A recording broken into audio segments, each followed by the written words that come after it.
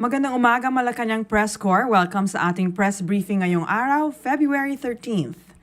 In today's sectoral meeting, President Ferdinand R. Marcos Jr. directed the Food and Drug Administration, or FDA, to continue streamlining the country's drug regulatory processes with the aim of lowering the prices of true generic drugs and speeding up the process of registering new common drugs. On veterinary vaccines, President Marcos directed the FDA and the Department of Agriculture to address the issues of work delegation in order to approve the necessary drugs for avian and African swine flu.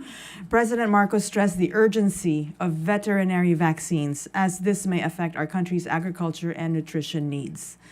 The president also encouraged the establishment of a pharma zone to make the drug application process more accessible and efficient, like a one-stop shop, and directed the said agencies to focus on amending the Administrative Order 67 from 1989 to look into allowing foreign common drugs to come in. Again, with the intention of bringing prices down for all Filipinos. And to tell us more about this, we have with us today Director General Samuel Zacate and Director Jesusa Joyce Cirunay of the Food and Drug Administration. Good morning. Good morning to all our friends in the media and sa mga nakikinig po sa atin, sa mga sambayan ng Pilipino. I'd like to confirm that the President has directed the Food and Drug Administration to further streamline the drug application process in the Philippines and to provide further drug accessibility for all the Filipinos. And in the future, the cheaper medicine for us to be accessible also to the Filipino people. As of now, in the FDA, we already had formulated several policies para po makatulong sa ating mga stakeholders. And one of that is the Bible of the drug application process, which is the Administrative Order number 67. It will pave the way for the application per category so that the stakeholders, the local drug manufacturers, and the drug importers will have the proper way of how to register their products. Furthermore, we are already having the policies to lengthen the validation or the validity of the license to operate and the certificate of product registration from the initial 3 years to 5 years renewal. And now it will be increased to 5 years initial and 10 years renewal. It will help further the stakeholders to the stakeholders for the drug to further their business interests and to strengthen the drug accessibility in the country.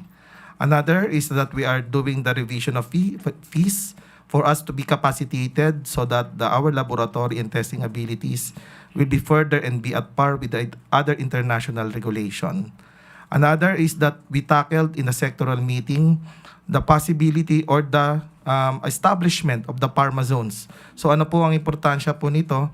It will give a more drug accessible to those selected 3 pharma zones by the PEZA.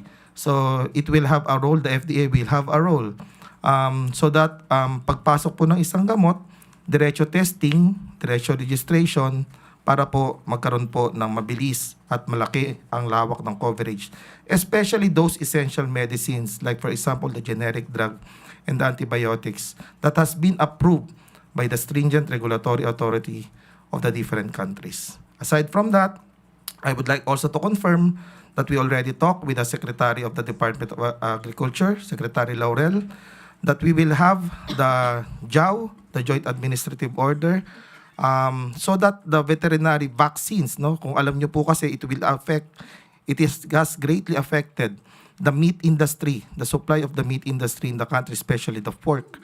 So one of the solution of that is that we give the Filipino people, the stakeholder for the veterinary, yung mga agricultures natin, the vaccine, the technology to stop the proliferation of the ASF and also the avian flu. To another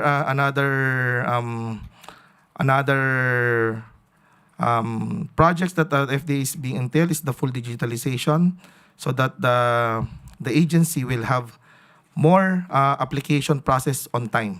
So we already have talks with the DICT and also the ARTA, the Anti-Rape Authority, to have established the one-stop shop. It will help greatly the stakeholders of drug pharmaceutical industry. Thank you. Okay, thank you. You can open the floor to questions. Raquel Bayan, Radio Pilipinas. Doctor, can we get an update lang po doon sa binabanggit nyo kanina na ESF vaccine from Vietnam po? Nakapag-issue na po kaya tayo ng Certificate of Product Registration?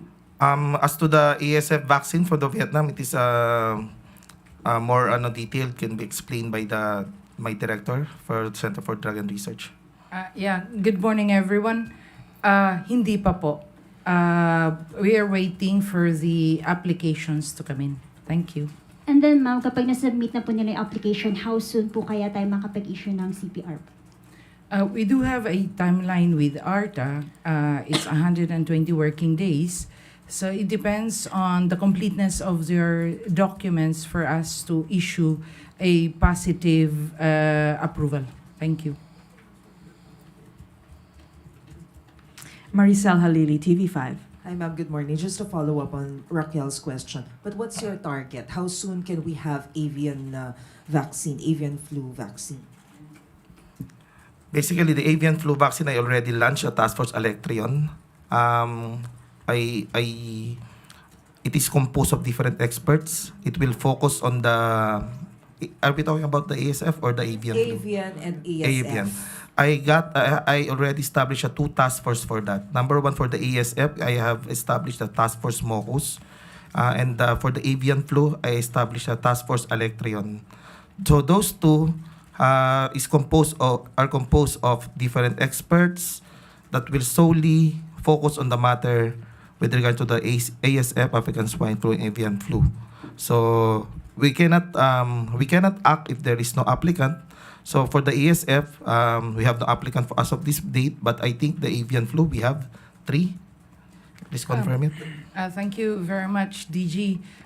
We are waiting for them to fully submit the documents that will lead to an registration application, but there are 3 possible candidates that we know of.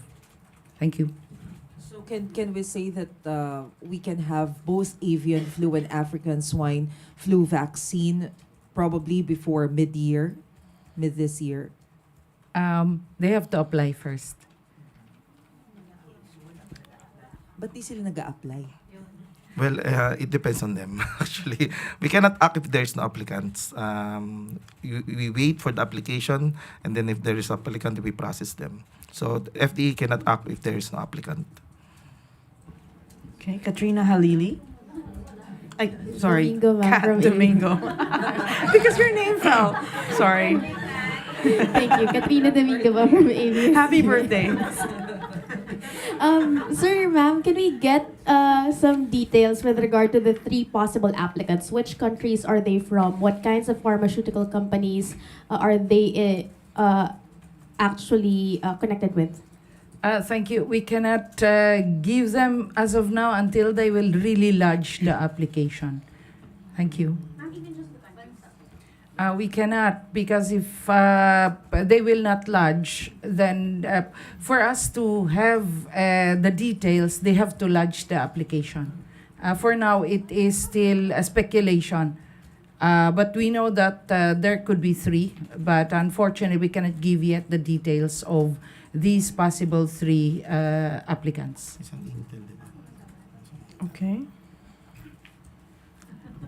Those 3 just according to the intel, yun yung pag-google namin. So basically, ano lang namin po yun, kung ano yung possible candidate. Pero we cannot act pagka hindi sila talaga nag-apply. One application talaga sila. So basically, that's more on intel side. Yeah. Kasi syempre po naghahanap-hanap din po kami ng possible kasi proactive means namin sa FDA kasi gusto namin tulungan yung bayan. Pero at least hindi pa makakapag-act if they will not apply. Okay, Maurice Umali. Microphone, please. Good morning. Sir, just a clarification. So, it is just based on your intel, meaning they have not expressed their intent to actually apply for registration for those vaccines? For us to give you the details, they have to lodge the application.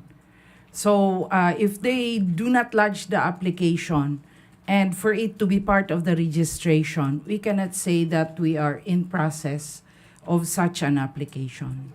So Sir Zacate, the one you mentioned that there are three, or ma'am, Possible three. possible three. It's just based on your intel. You are just searching for possible vaccines. Yeah, because that we have can already enter. we have also connections with different FDA in the so some of them I think they register in some countries, but in the Philippines they must apply to us also.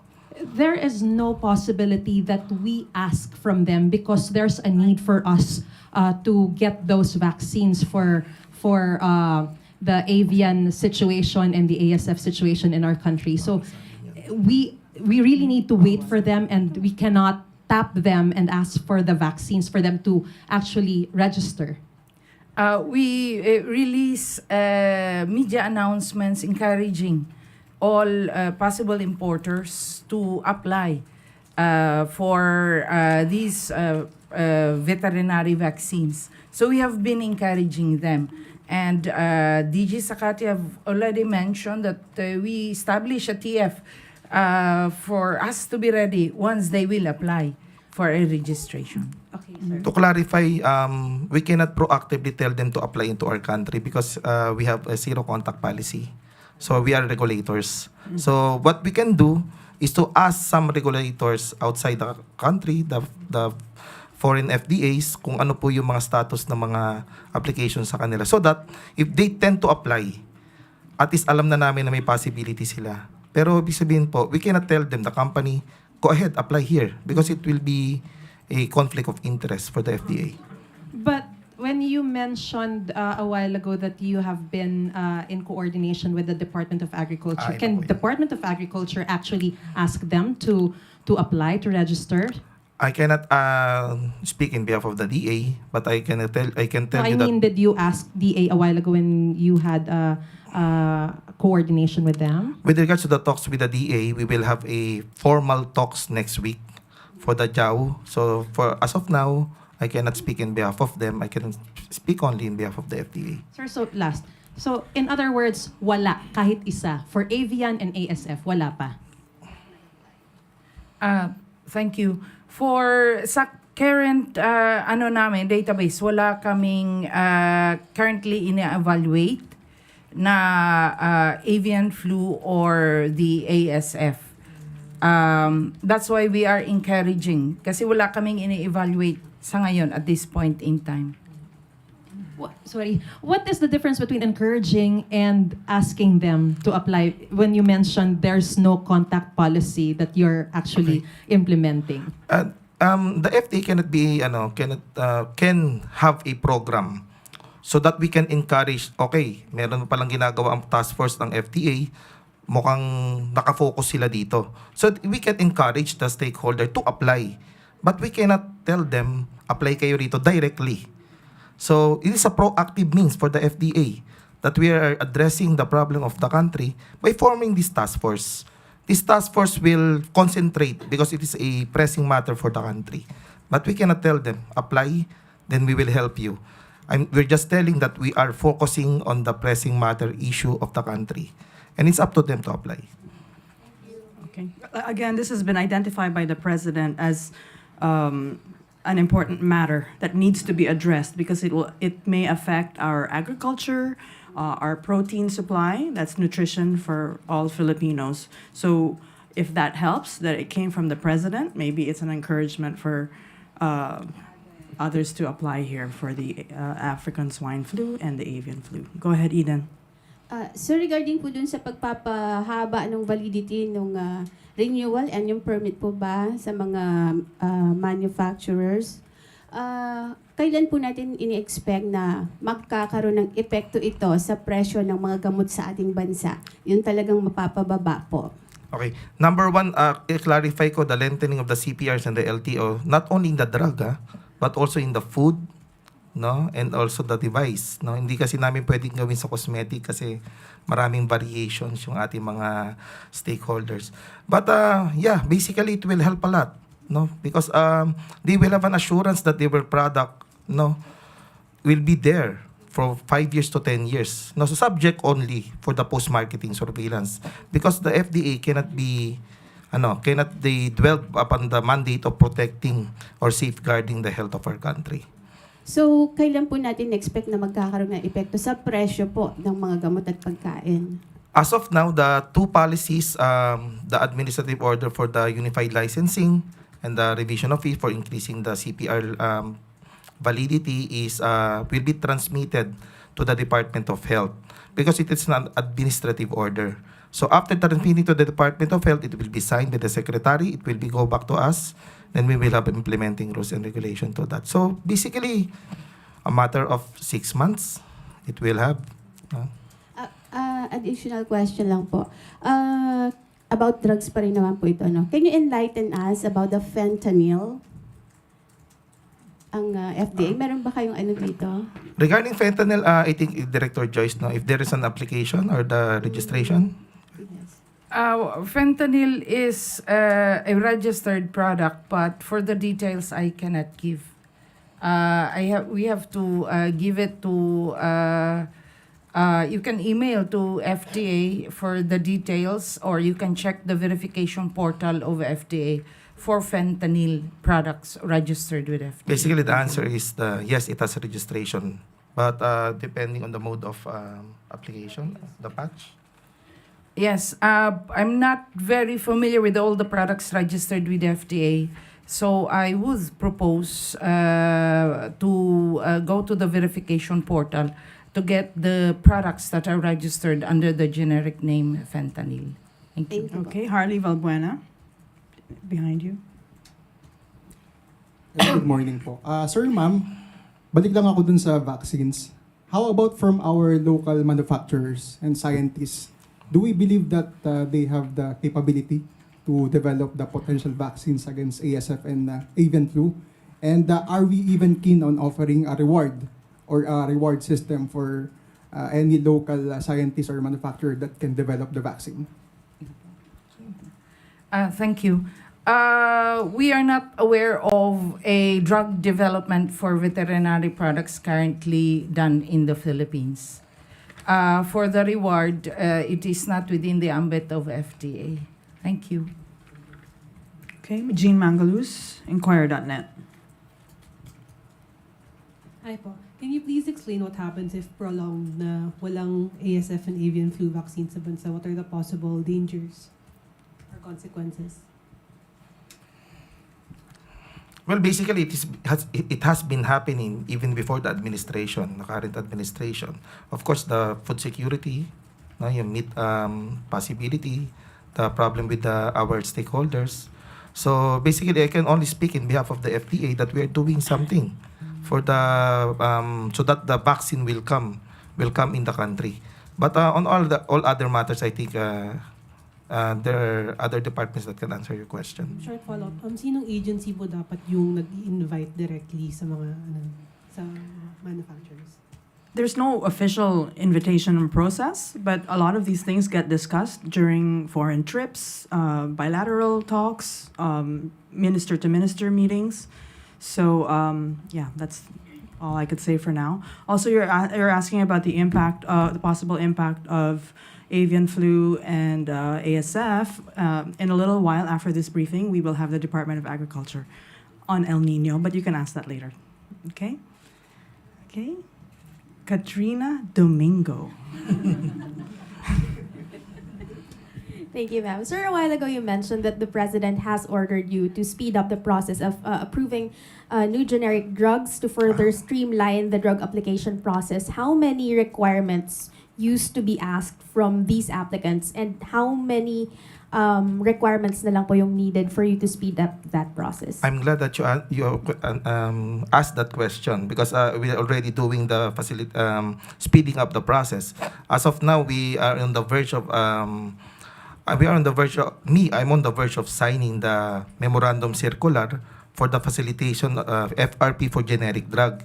It means it will shorten the 120 days to 45 days. So it is a matter of time that I will sign that. So mas mapapadali yung proseso, mas mapapabilis at maikli na lang po yung oras. Because the FDA has two types of regulation. Number one is the full review, and number two is the recognition and reliance. The generic drug, as long that they have been labeled as generic, wala na silang patent issue, at approved naman po sila at it has been in the market from their originating country. And yung originating country naman niya is strict regulatory agency. Pagpasok po nyo sa bansa, in-import po sa atin sa bansa, no, it will be subject only to 45 days.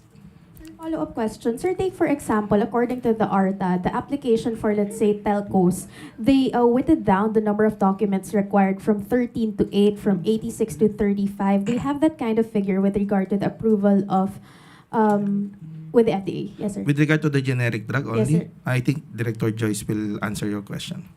We do not reduce the number of requirements, but we use reliance. Example is that if it comes from, say, the US FDA or PMDA, titingnan natin yung ini-evaluate nila, yung mismong papel na ginamit nila. Yun ang titingnan natin. Pag it has satisfactorily complied with the requirements of the ASEAN Common Technical Documents, hindi na namin uulitin. Kasi magre-rely kami sa isang stringent regulatory authority. Walang ni-reduce na requirements because the safety, efficacy, and quality requirement is fixed. It's in the ASEAN Common Technical Documents, ASEAN Common Technical Requirements. Titingnan namin yung ginamit ni Japan, example, paano nila in-evaluate. If it has already satisfactorily complied, then we will use reliance in approving that particular application. Just like the US FDA, but we have to see the evaluation of the stringent regulatory authority. Tuesday New, DZBB. Hi, sir. Hi, ma'am.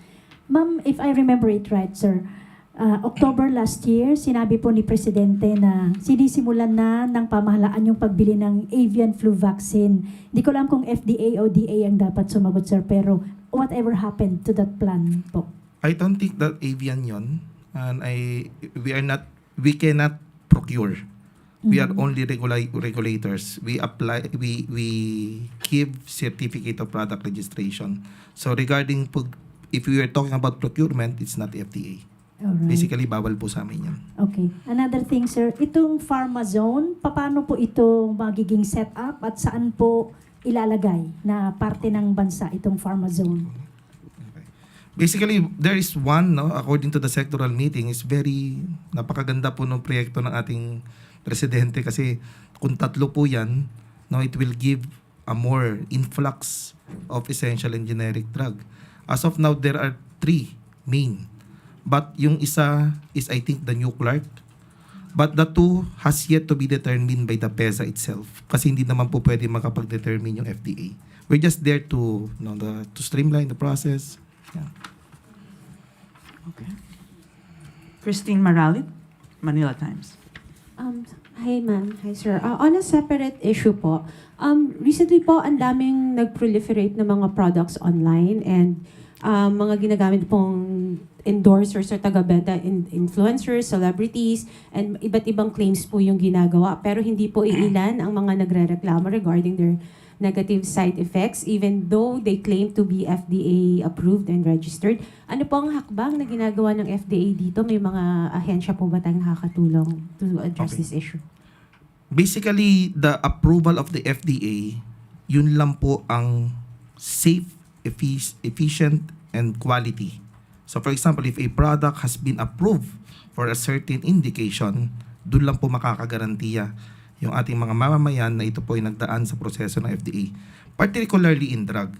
Now, regarding sa fake advertisement, we have been coordinating with the National Bureau of Investigation and some celebrities, I don't want to mention them, but we have been coordinating them since last year. So, ang problem lang kasi po dito sa mga online, ulitin ko po, since the last interview, when they post, they can always take down the post. So, if we seize the product, if we give a subpoena, or give a summon to those fake advertisers, we need a certain location. Kinakailangan namin ma-serve yung notice sa kanila. And ang problema doon, karamihan po dyan mga wala naman pong opisina. Kasi nga po, peke eh. Diba? So, nahihirapan po kami, kaya namin tinap ang National Bureau of Investigation to locate those people. Pero sabi nga po namin, mas palansa pa po sa isda yan.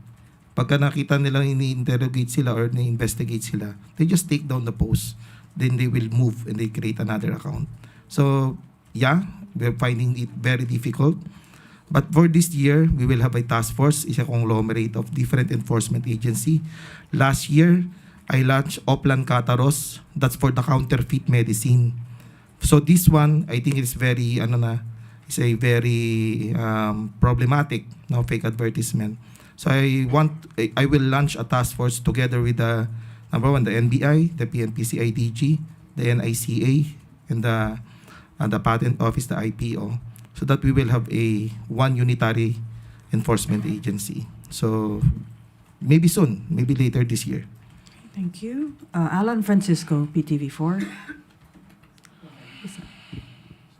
Hi po. Sir, for so long, there has been a comparison between branded and generic medicines. Kamusta na sir ngayon yung pananaw o pagtanggap ng mga Pilipino sa generics? Basically, when we talk about the branded and the generic, when we say generic, it's the generic name of the drug. No, it's a generic. For example, one drug, babaguhin yung brand. But yan po ay nagdaan lahat sa proseso ng FDA. We call it, we test the bioavailability of the drug. When it passed the FDA, pantay-pantay po lahat yan. So basically, wala pong tinatawag na generic lang yan. Branded yan. Pantay-pantay po lahat yan. Basta po, nagdaan sa masusi, proseso, at testing ng Food and Drug Administration. Makakagarantiya po ang ating mga taong bayan ng iyong gamot ay ligtas, mabisa, at makakagamot ng inyong mga sakit. Maricel Halili, TV5. Sir, an other issue about marijuana, usap-usapan kasi yung legalization of medical cannabis, but then some medical associations under PMA are against the legalization of this and legislation of medical marijuana. May we know your take on this, sir? Basically, the law on marijuana is subject to the wisdom of the legislative. No, hindi ko kaya silang pangunahan kasi sila po ang mga sila po ang mga number one na magpapasa ng batas. But my take is medicine is an innovation. No, we cannot guarantee na ito lang po tayo at darating sa future wala na, hanggang dito na lang. Like take for example, penicillin, it came from fungi. And now, ang dami na pong nagagamot na sugat at mga antibiotics na nga po siya. So, my take on marijuana is that I am open. No? Basically, the Filipinos must have a wide range of therapeutic indication or therapeutic drug of choice. So, ako po for the record, the Food and Drug Administration and BIDA, as the Director General, is very much open for the marijuana as long that it has been streamlined, no? At hindi naman po makakasama po sa ating mga taong bayan.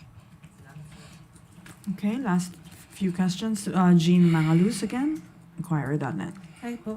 Can you please give us an update on how many COVID-19 drugs, not vaccines, have been approved by the FDA, and is it out in the Philippine market? Thank you. Yes, the approval process is the same with the rest. Initially, these were emergency use authorization. And then there was a creation of a task force. The task force, both for medicines and vaccines, for the conversion of the EUA products, medicines and vaccines, to normal CPR.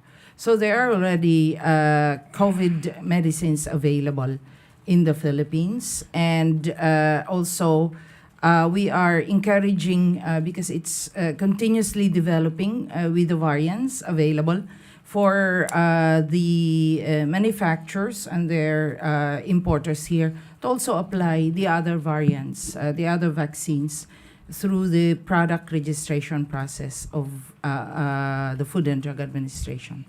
In addition to that, the EUA that was previously issued by the FDA relied mostly on the public health emergency. So since it was lifted, the EUA, the emergency use authorization, has no effect already. So that's why as a proactive means, again, I launched many task force. Now, Task Force Edward is for the COVID drug. So that the applicants, the stakeholder, will give the image that, oh, the FDA is doing something. Because it is a pressing matter. COVID is a pandemic. So, yun po. As of now, wala pa po tayo na-approve, but my people are currently focusing on that matter. Okay. I think we're done with the questions. Thank you so much, Director General Zacate and Director Cirunay of the FDA.